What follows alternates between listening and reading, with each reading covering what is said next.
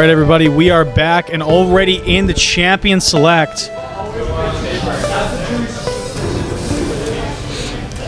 As we see, we have a Fizz first ban for the blue side and a Kha'Zix for the red side.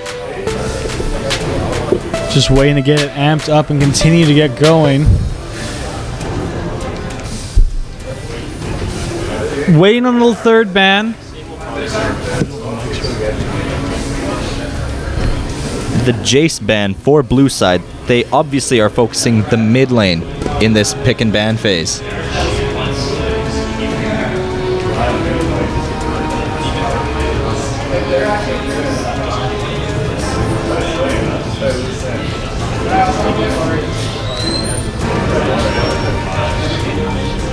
Hello. Okay, there we go. Did I fix it? Is it broken again? Hello. Give us 1 second. We were having minor technical difficulties.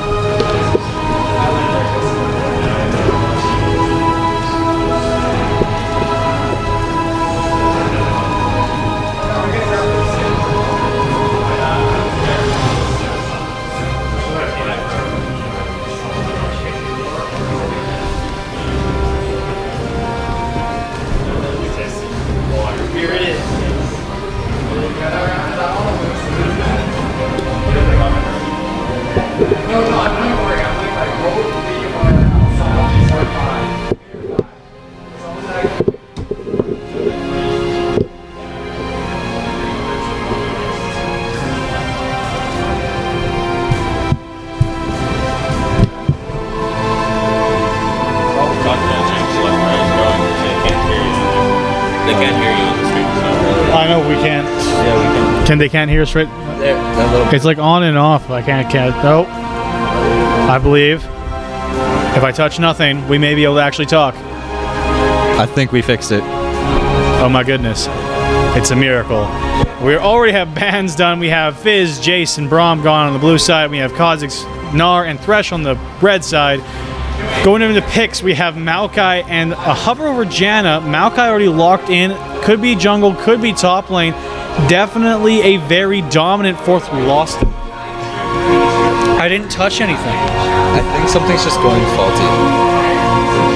It's just that one cord. This one cord does not want to stay in. Roll with it.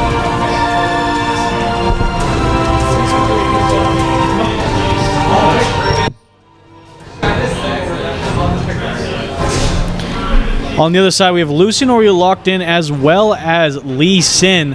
Lee Sin and Lucian, such great pickups here in the early game. Red side could make a very tough comp out of this one. Lucian still does just so much consistent damage. You get those two crit items on them, and they are an unstoppable force. On the other end, Janna and Tristana. Tristana, for the third time in a row, we will be seeing Tristana. She has been mostly successful so far. It's just going to be a matter of whether or not we're going to see a first game Tristana, where she's going to be able to get to that late game very quickly, be very effective, and in a way sustain and ultimately win the game. Janna could be the support to do that. On the other end, we're rounding out the bot lane with supposedly a Soraka. A bit of an odd pick. I haven't seen a Soraka yet this season since her rework be able to make effective plays and change the matter of a team fight.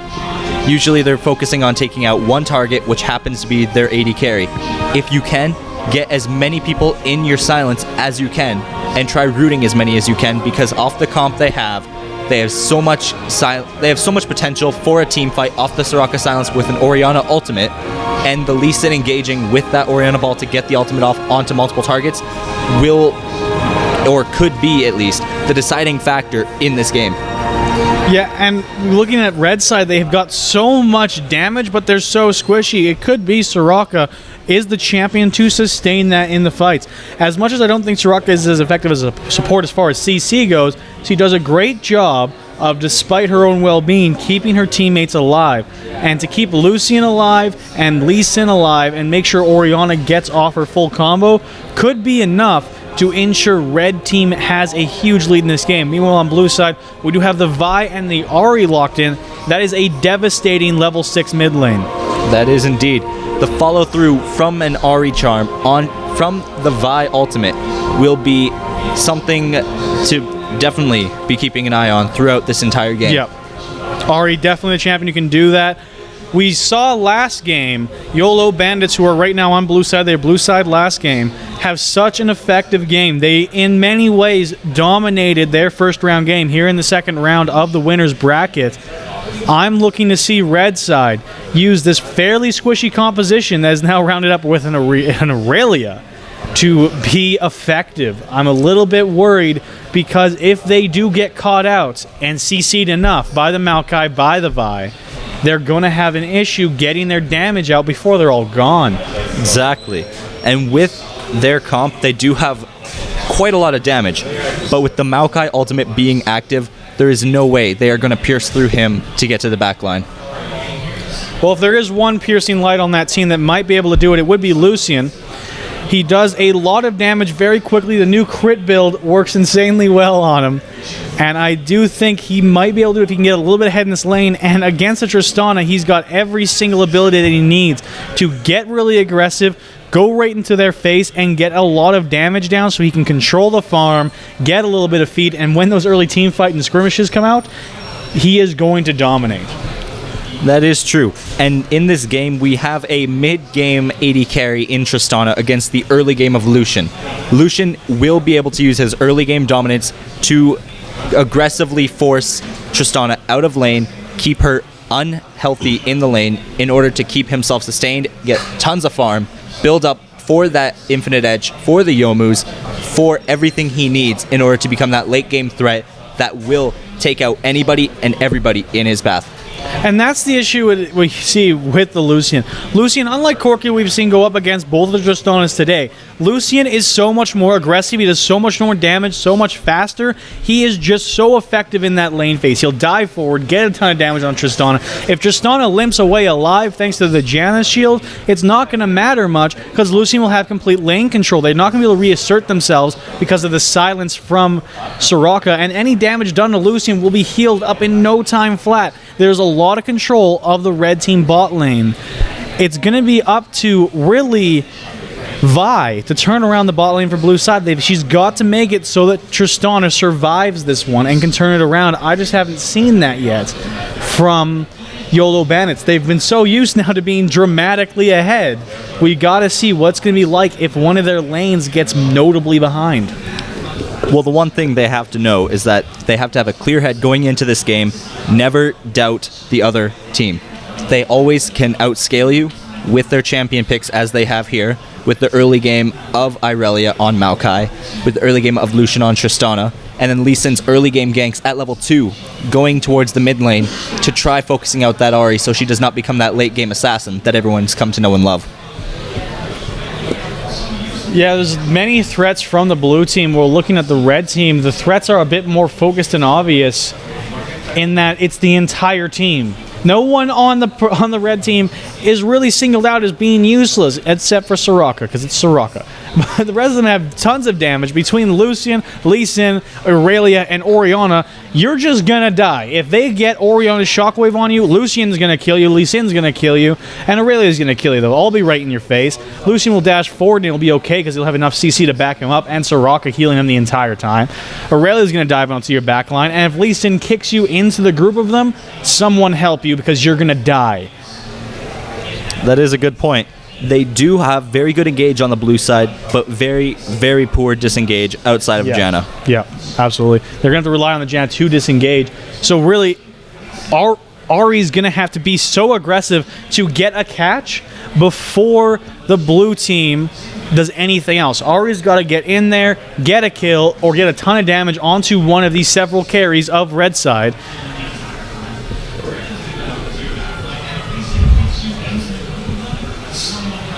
in order to allow her team to get almost a 4v5 scenario where Ari just doesn't have the charm. It's got to be initiated by the blue team, or red side will just get the easy all-ins with their tons of damage, with that shockwave, and take control over the match. If we're looking at key roles in this game, it's obviously going to the junglers. In this game, it's about who can get the major pressure in every lane and get their roaming done. Because comparative, the junglers, Vi is not as good as a Lee Sin early. So through that, in order to keep your lane happy and healthy, you gotta gank early and often to the priority lanes, such as bot lane and top lane.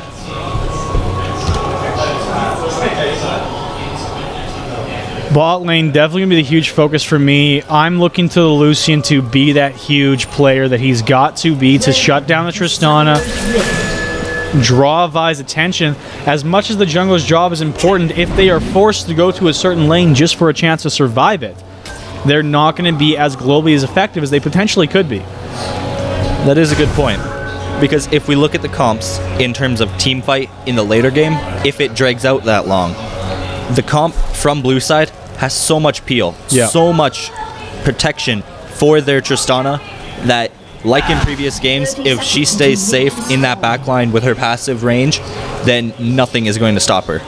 And it was a good decision by the blue team to comp like that, because red team's comp is basically they're going to go in and kill you.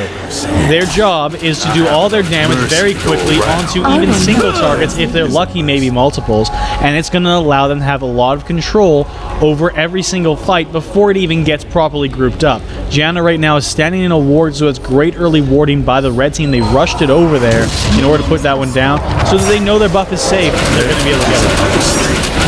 I have enough mercy go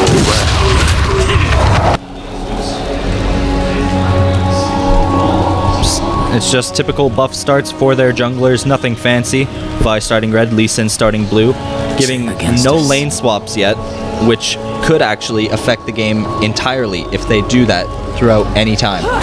I would be a bit surprised to see a lane swap here. Lucian wants this lane, Aurelio wants this lane, and Maokai historically has not done insanely well in 2v1 scenarios, so blue team doesn't really want the swap either. Aurelio will still be able to farm in that kind of a situation, whereas Maokai is going to be stuck under turret, have a lot of potentially be dived. He's only going to have the one route, so in a 3v1 scenario, he's likely just going to get killed, whereas Aurelio could easily trade 1-for-1 at the minimum. Well, as you see, with Soraka obviously just pulling them off of the farm with her silence, it is such a major key factor. And you can already see the early game damage of Lucian coming in huge here. But he lost the trade. It's all going to be about whether or not Soraka is able to be actively useful with him. What amazing Q by Lucian. Max range. That was fantastic. And that's what you don't want to be having hit you as Tristana. He's got to keep so passive. That was a good charm there in mid lane. This is the aggressive lanes. Everyone's going to want to win their lane quickly. Tristana actually changed the round, went forward onto Lucian. He's taking a lot of damage. The exhaust is down to both Tristana and Lucian, but Tristana will have her exhaust off first. The heal's going to go down, but Lucian will quickly get that double tap on the back of his passive. The heal from Soraka will allow him to survive any damage Janna could possibly do, so she is forced to run away. This bind will not go down from the way of Soraka's E, as here comes Vi on the Lee Sin. He did not see her in time, and here he gets rooted as well by the Maokai. Aurelia is there to try and back him up, but he's already dead. Now, Aurelia trying to run away from this one. She will get flashed on by the Maokai, knocked back. She does not have much more escape. She does not want to have to flash, and she greets it and gets away with it. Well, that was a fantastic counter gank by Vi up in the top lane to return that kill that was dished out in the bottom lane. Giving that kill to Maokai would have been a more situational thing for the later game, but taking it on Vi means she can dish out more damage early, give out better ganks, and then start getting every other lane fed. Yeah, absolutely. It's what you want to see, is have Vi get a little bit more pressure around the map. She's going to be a big deal for Orianna now, who already is at a bit of an even lane with Ahri.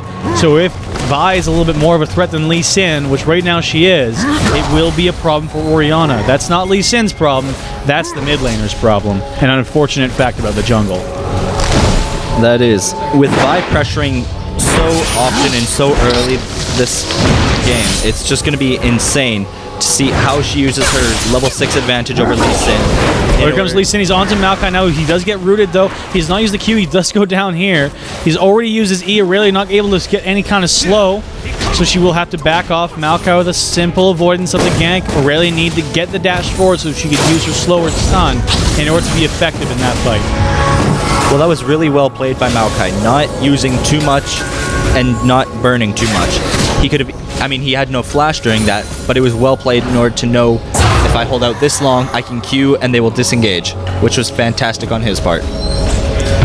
Lucian went for the pickaxe, a bit of an odd choice. Normally you see Lucians who have around the 800 gold mark to just go for the Avarice Blade because they're going to be building both the Shiv and the IE.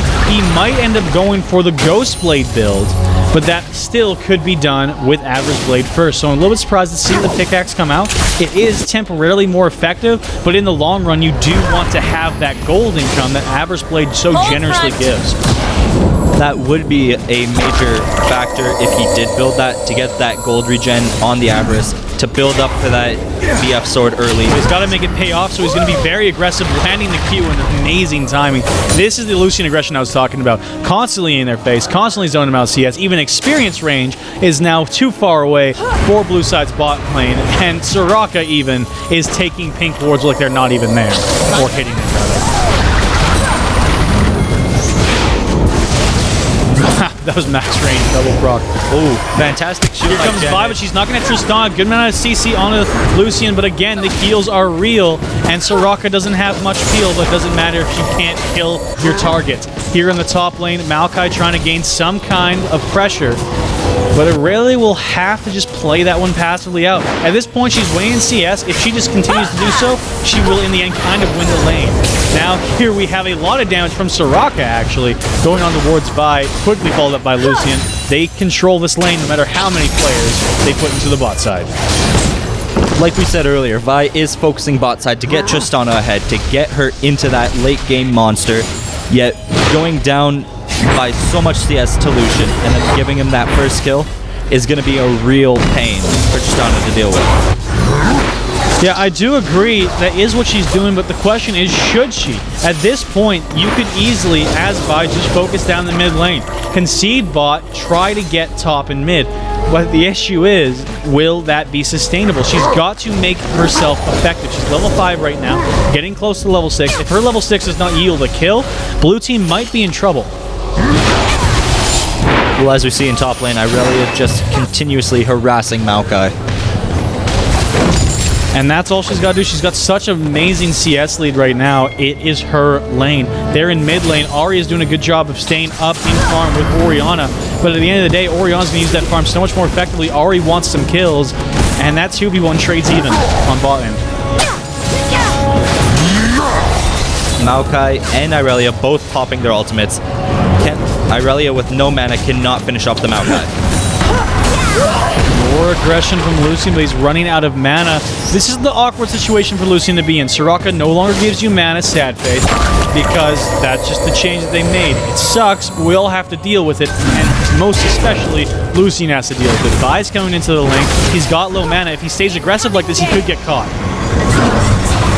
Vi decides not to Q in, just waits for it to go off, keep it up, and then just stay in the bush, get that early game pressure like we've been wanting.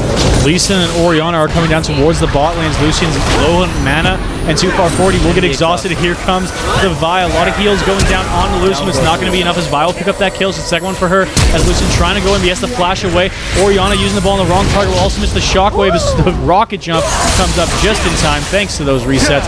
4 people from red team in bot, but they just can't find anything as Lucian's the only one to fall. Well, if we see how that fight went down, Tristana should have been able to get a kill out of that, but with Vi having her passive on her W, making it so that way the reduced armor and increased damage procced off, she could not let Tristana follow off on that kill to get the gold she needs to build her infinite edge, to build her static shiv, to get to what she needs, and to become an extremely dangerous force. Well, right now Tristana is still down about 700 gold, so the CS is still an issue. She's only got 2 Doran's Blades, 2 the Doran's Blade pickaxe of Lucian, who actually held off on spending most of his gold, but still didn't buy a ward. just to get that BF sword as soon as humanly possible. It could pay off for him, but he's got to make this pickaxe option over Average Blade worth, and to do that, he needs to start generating some kills. Oh, great charm in mid lane. Ooh, dissonance of damage. Ari forced out of lane. This is what you do not want to have happen if you're on the blue team. They've kind of regained control over bot side, but as much as they're up a kill thanks to Vi's really being the most effective as the 2v1 for Lucian is actually happening. Here comes Soraka. She puts down the silence but does not hit anybody, and she'll now start healing up Lucian.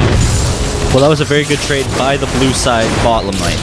With that, they got Lucian down to about half health, which at this point doesn't really matter because Soraka's just going to heal him up and then just continuously stay healthy in lane, and Lucian's going to become such a scare after he gets his turret roaming.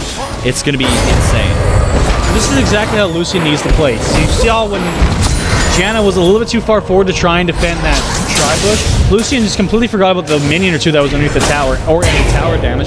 He says, I want to get some damage onto Janna. I want to continue to be aggressive and control this lane. And here now, on the other side of that, he's going to 1v1 the Janna. Janna just gets too far forward. It's called out. Will she die to it? Yes, she does. She doesn't use her ult quick enough, so the Cullen's going to pick that one up. Another kill for Lucian. He's 2-1. 80 CS. Does he have enough gold? He does. He's enough for the BF sword. This is huge as the charm misses on mid lane. That was a very close charm. If that would have hit, that could have been a huge lane changer right there. Really looking to engage on the Maokai. She will get the stun, a little bit of damage. But she, again, with Maokai so tanky, at this point, she's just happy to get this CS lead. She's CSing at a higher rate. She's got more gold. She's winning this lane just by letting Maokai live. He's being kept on a leash so he doesn't get to teleport into an effective point.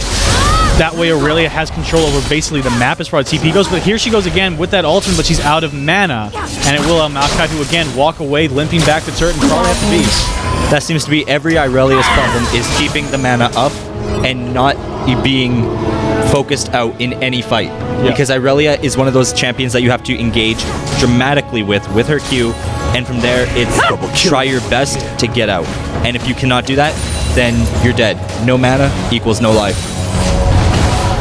Yeah, and at this point, though, Kawaii-chan on Aurelia is doing a great job of playing that one, as Lee Sin is going to try and engage on the Janna, but she is just too slippery of a support, and another pink ward going down.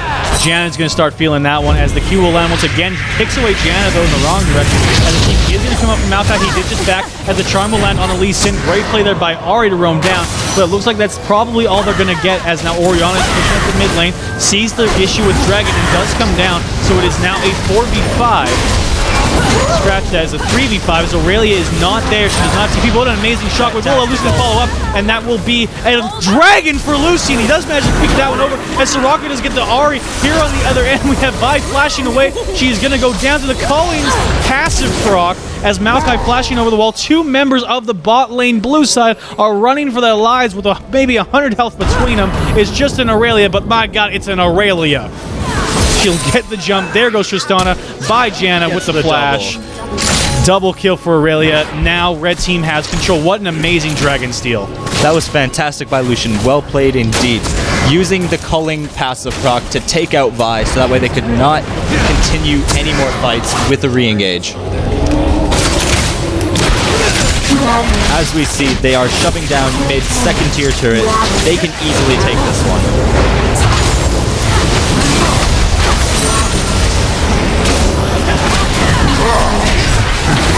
Maokai falls to Soraka. Maokai going down to Soraka. Soraka now seeing a 2-0 and 3, perhaps trying to carry the game. Well, you know, full AP Soraka does hurt once in a while. Does, and she's got a decent amount of AP. We've been seeing those E's even in the lane phase be so effective for the red side. They didn't even really end the lane phase. All the towers were standing, with the exception of now the mid lane turret because of that rotation, and now bot lane turret. Red team decided to end the lane phase before any turrets had died. Oh, Janna saved the turret. Oh. You've made Aurelia angry. She's staying in the lane, too. I think Soraka's just going to go down there and, you know, harass it. Star call it. Yeah. Maybe she'll ult it. Maybe that'll kill it. It's global. It would work. Soraka does 1 damage to turrets, heals champions. Oh, there goes Aurelia once again. onto Janna. She does get knocked away from the Q of Janna now. As Lucian's reasserting himself into the lane, he's probably going to end up just taking out that turret and then going somewhere else. Top lane, Maokai trying to push this one forward, but Aurelia is just going to back and use that TP to secure it because she doesn't have to worry about anything coming up within the duration of the cooldown of that TP. And here comes our second turret of the game. The culling, using it to wave clear and harass by. So Fantastic much trade. damage. He's got the Infinity Edge, he's got crits already, and they're showing up in space. Oh, there's a Shockwave in the distance, actually misses, she used it too early. Vi coming to back her up, the flash will go away for Orianna. As the ult comes out of Ahri, they will both get out alive. Soraka's there to drop a heal. Well, in top lane, Irelia having that one level advantage is going to be so much in the trades. Lee Sin will land the Q, but he's all alone against 4, actually. So Busty Senpai will be no more as he has to back away and just take a turret instead. Rough life. This could honestly be a 20-minute game, just for how well that red side has been playing this. It's really just about the rotations of it. It is. Bot lane rotating so fantastically towards mid to get that first tier turret after the dragon fight, set up so much more. Yeah, Lucian is just fed enough to be so effective. Maokai actually getting caught out a little bit here. He's slowed down quite dramatically by Soraka, and he will go down to Orianna as, again, they've made another smart rotation to get more turrets. Everywhere which you would normally assume you are safe in solo queue because of the cohesion of the teams not being where they are, they're just getting rotated on. Maokai thought he was safe because he had his turrets, but it doesn't really matter when you've got 4 people behind you in the mid lane. All they have to do is make a simple rotation, come up towards your lane, take you out, take your tower out, and suddenly they're pushing in on your turret. The thing about Maokai is people think his ultimate will keep him safe. It's not that case. It's mostly for your teammates in a team fight. Maokai, it doesn't do much. It makes you a huger target. There goes the Shockwave, and he'll be quickly followed up, but the Janna with an amazing ultimate will keep them safe. What? Holy Sin trying to go in. He's 1v5. He can't get the kickoff, and he will quickly go down to Maokai as his team does show up to retaliate with a stun. Only going to find Maokai, and the calling finds like 2 of the hits, and that's it. He's going to have to back away after that one, taking a good bit of damage. He's quickly getting healed up by Soraka, who's actually out of health. Oh! He thought he was dead, but Soraka was there for him. I got you, bro. Dissonance, please. The main thing about that last fight is Lee Sin had a little too much Lee Syndrome. Went in too hard, didn't know how to get out. What was it? Your mind is telling you, but your body's telling you yet? I guess so. Oh, yeah. I've got it. I guess Lee Sin didn't see where he was going. That was bad. Don't look at me like that, Kane. I'm judging you so much right now. I'm sorry.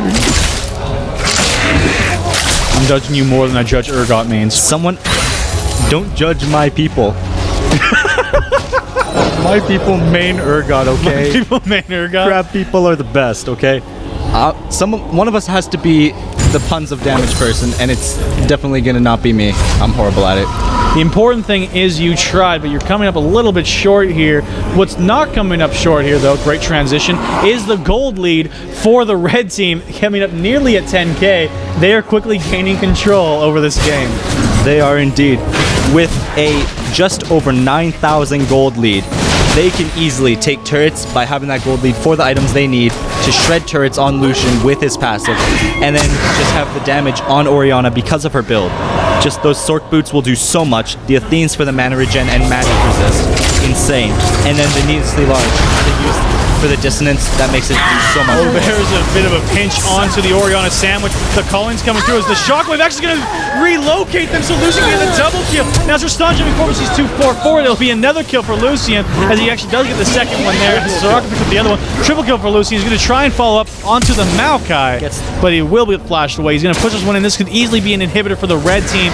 Orianna, what an amazing last bit of life Shockwave to turn that into a win. That was a fantastic ultimate to set up that triple kill for Lucian, making it so much more worth. A 4-for-1, getting that mid inhib turret and possibly even the inhibitor, if they can get it quick enough, will be such a huge factor. Note they're rotating towards top turret. Yeah, they're going to try and just completely remove the inhibitor turret. As the engage does try to go from Maokai, but he's going to go down pretty quickly. The turnaround is real as Vi cannot follow that one completely through. She does not have her ultimate. Now Tristana having to flash away as Lucian's a little bit too far forward. He does get knocked around by the Monsoon, but no one is focusing him as they are all on top of the Aurelia, who quickly takes out Janna. Here on the other side, Lucian does get focused down, but it's not going to be enough as the rest of his team goes down. But the Ball of Deception will be enough to take Lucian down and Soraka down. Ari will not go down without getting something, but that is going to be likely 2 inhibitors now as well for the red team. That's just what happens. They did not let red team walk away with just the inhibitor turrets, so now they're losing inhibs. They should have just let them get the inhibitor turrets and walk away. Otherwise, they would not have lost that fight. They would not have lost an inhibitor as well. Orianna just split that one out. She was not alive after that last fight. She just walked up, got the mid lane pushed wave through towards that inhibitor. They didn't manage to get that one, but they're playing it very safe. They don't want to get caught up. It's only 20 minutes into the game, so the death timers are really, really low. I would be surprised if they even risk Dragon here. It is actually warded by blue team. Lee Sin is on it, and it's likely going to be contested. Well, Irelia doing insane damage to Vi in just a few hits. No contest. I'm really surprised Vi didn't try to do something there. She didn't have flash, so it would have been a sacrifice, but they were sitting quite low. Could have almost gotten a 1-for-1 trade plus the Dragon Steal if she played it properly. At this point, they've got to find some way back into this game. A 14k gold lead for the red side at 21-ish minutes is devastating. Well, just the entire early game composition of red side is what's given them this entire lead. The Maokai needs time to farm up and itemize in order to become such a monster compared to Irelia, who needs a Trinity Force. Right there, it's just such a huge power spike compared to Maokai that also with that teleport bottom getting a double kill off of the bottom lane gave her so much more potential to become even stronger than what Maokai could even wish to become in this game. Well, this is really coming down to how well top and bot lane did for the red team. Bot lane, Lucian just dominated over Tristana. That's at the end of the day how it was. Tristana trying to run away from the Aurelia, but she's got a long walk to the inner turret, and Aurelia has a lot of things which chase people. She's using her ultimate now, going to get a ton of damage down. Tristana, she didn't give up, but she will go down regardless. Janna getting quite low to Lucian, and now he's going to take out Ari instead. Maokai trying to get the roots on to turn that one around, but he's going to go down Lucian as well, as it is now a 5-man push versus 2, as it looks like the YOLO Bandits are going to fall to the Epic Memers. Well, the Epic Memers just played this game so fantastically to end it just after 22 minutes. This is honestly a fantastic game. Vi gets kicked into the group. She will ult on the Lucian and die right afterwards. He actually manages to pick up Soraka in the process, as Lucian's looking to aggressively zone away Tristana and Janna within their own fountain. The distance doing a ton of damage. They're looking to use the minions and slowly but surely work away at the Nexus, as Maokai looking to engage, but it's too late. Down goes the Nexus. Down goes YOLO Bandits. Congratulations to Epic Memers as they move on to the 3rd round. Very well played by both teams, but in this game, Epic Memers just came out on top and just had that composition that dominated the entire game. They constantly used what they had to their advantage. They knew what champions they needed to pick to counteract the Tristana. They played against the Vi perfectly. Despite the fact that Vi did get some kills early on, it didn't help her laners, and it did allow for the red team to make those very simplistic but very wise rotations to really dominate the objective game. Now, once again, we'll be going on a very quick break as we figure out what game we're going to be watching next. Thank you all for watching. We'll be right back.